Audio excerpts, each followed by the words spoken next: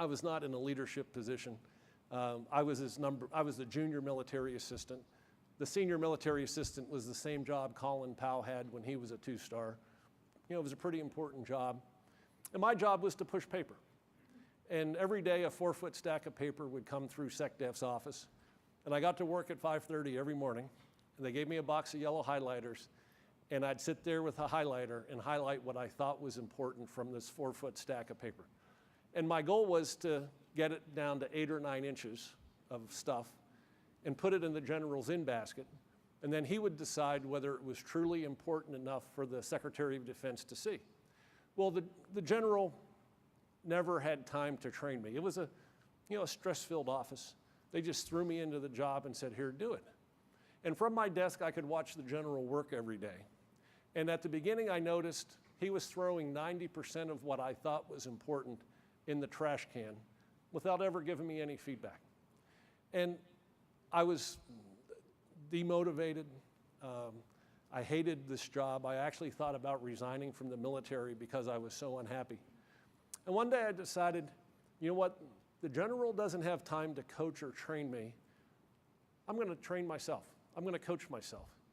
And so what the general never knew was when he went home from work at 8:30 at night, I would go into his office and take his trash can, dump it out on his desk, and I would compare everything of mine that he threw away to what he sent on to the Secretary of Defense.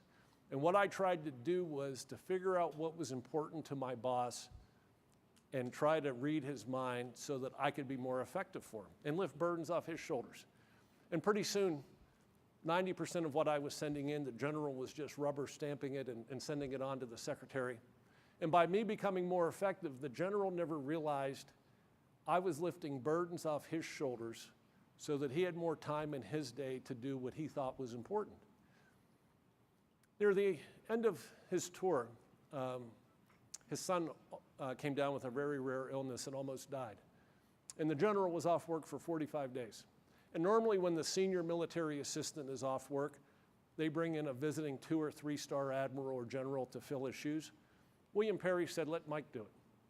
For 45 days, I did the same job that Colin Powell did when he was a 2-star. Now, I didn't do it at the same level, but in 45 days, I never let one ball drop. The general's son recovers, he comes back to work. He goes in to see the secretary for a private conversation. And what they never knew was when they were having a private conversation, I would always stand in the doorway listening to their private conversation. I called it intelligence gathering. The general goes in and says, Dr. Perry, how did Mike do in my absence? Without thinking, William Perry looked up and said, Paul, Mike did great. I consider you and him interchangeable now. And his shoulders went like this, a 2-star West Point graduate being compared to a low-life Navy commander. But my chest went out, and it was like, I can do 2-star level work. And what William Perry unwittingly gave me that day was validation. And from that validation, it gave me the confidence to go become a better captain. My last day in his office is when he called me in to give me that piece of advice about if I'm disappointed in an outcome, not to blame others first, but to look inward and ask myself what I could have done differently to have generated a better outcome. And he's the one who taught me to always challenge the process. And it's something that I continue to do to this day.